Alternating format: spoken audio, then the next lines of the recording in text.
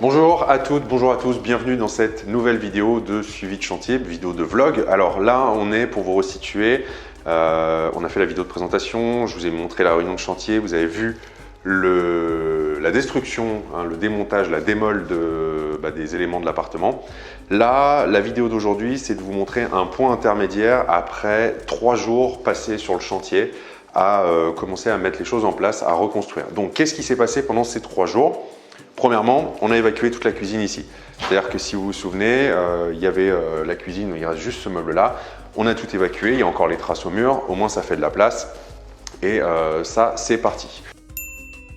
Deuxième chose, gros changement, vous allez le voir ici. Dans la vidéo précédente, je vous avais montré qu'on avait découpé un cadre et on a vu la mauvaise surprise, entre guillemets, de trouver une pierre qui n'était pas en très bon état, qui était friable.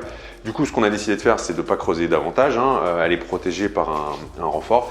Et donc, du coup, on a tout simplement collé un parement en pierre que vous voyez ici. Donc ça, c'est du parement, c'est de la pierre, mais qui a été collé. Je ne sais pas si vous voyez bien ici les traces de colle. Donc déjà, ça change complètement l'aspect par rapport à ce que vous avez pu voir dans la vidéo précédente. Et dans la prochaine vidéo, vous verrez qu'on aura jointé les pierres. Donc ça va avoir un aspect comme si c'était vraiment la pierre d'origine. Et l'idée après, c'est qu'ici, vous voyez qu'il y a une arrivée électrique. On va mettre, quand ce sera terminé, quand le cadre sera fini, on va mettre des spots encastrés, comme ça, le soir, on allume et ça fait joli, ça éclaire la pierre. Tout de suite, ça donne beaucoup de cachet. Et ça, c'est une astuce qui ne coûte pas très cher. Un parement comme ça, c'est à peu près 30 € du mètre carré. Donc, pourquoi s'en priver quand on peut le faire? Il y a des parements en bois, en briques, en pierre, voilà, en pas mal de matériaux. Si on continue la visite maintenant, qu'est-ce qu'on a fait d'autre? Ici, on a juste reboucher les traces au sol de l'ancienne cloison. Forcément, il y avait un trou. On a rebouché ici également avec un rail. Et l'idée, c'est que d'ici à la prochaine vidéo, eh bien, on prépare tous les supports pour pouvoir repeindre directement. Et au sol, vous verrez qu'il y aura le parquet qui sera posé. Si on continue la visite, là où il y a le plus de changements, ce sont les 2 pièces d'eau. Donc, vous allez avoir la salle d'eau et puis les toilettes juste derrière. Alors, qu'est-ce qui a changé? Eh bien, vous voyez qu'on a commencé à construire la salle d'eau, notamment avec la douche qui est quasiment prête. Le receveur est posé, les arrivées en eau sont posées. On a mis le carrelage, la faïence et le carrelage au mur. Donc là, je ne sais pas si vous voyez, c'est assez texturé. Donc tout de suite, bon, moi j'ai choisi du gris parce que je trouve ça plutôt joli.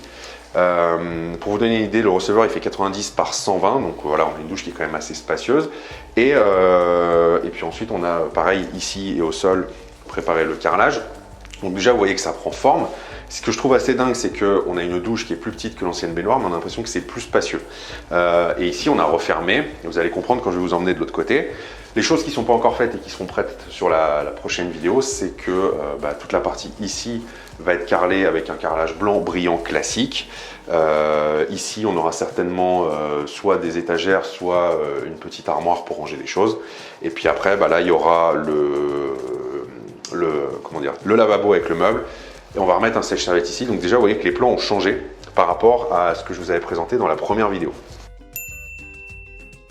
Maintenant, si on va côté toilettes, pareil, on a fait la moitié des choses. Donc, qu'est-ce qui se passe dans les toilettes? Les toilettes sont prêtes, WC suspendu, on a enlevé le lave-main qui était ici. Donc, vous voyez que déjà, on gagne de la place. On a une sensation d'espace qui est plus importante parce qu'on n'a plus le lave-main et on n'a pas de toilettes posées au sol. Donc, on gagne vraiment en volume. On a réutilisé le carrelage de la salle de bain ici jusqu'à mi-niveau. Et après, on va peindre en blanc au-dessus pour agrandir cette pièce et enlever ce magnifique jaune que j'affectionne particulièrement. Et l'autre astuce ici, peut-être que vous allez vous rendre compte davantage maintenant, c'est que ici c'est l'ancienne salle de bain. Rappelez-vous, on a ouvert ici et il y a des personnes qui se demandaient pourquoi on a ouvert, quel était l'intérêt. Eh bien, c'est que ici on a une colonne, en fait il y a un porteur là derrière dans la salle de bain, donc je ne peux pas l'enlever. Et cette place était perdue. Donc en fait, la seule façon d'optimiser cet espace, ça a été d'ouvrir ici. Et en fait, ce qui va se passer, c'est qu'ici, on a amené une arrivée et une évacuation d'eau. On va mettre le lave-linge ici, avec des étagères au-dessus pour ranger les produits. Et certainement que je refermerai avec un rideau après, juste pour délimiter l'espace. Et c'est c'est la seule façon que j'ai trouvé, d'installer un lave-linge dans cet appartement, et d'optimiser cet espace. Sinon, c'était de la place perdue, donc c'était un peu dommage. Et enfin, on va basculer côté chambre. Alors dans la chambre, il n'y a pas grand chose qui a changé pour l'instant. On a commencé à poser le parquet, mais on n'a pas pu aller plus loin. Donc voilà, ça rend pas super bien pour l'instant parce qu'il Il n'y a pas beaucoup de posés, les murs sont encore sombres alors que le parquet est plutôt clair, donc j'imagine qu'à l'écran ça rend pas super bien.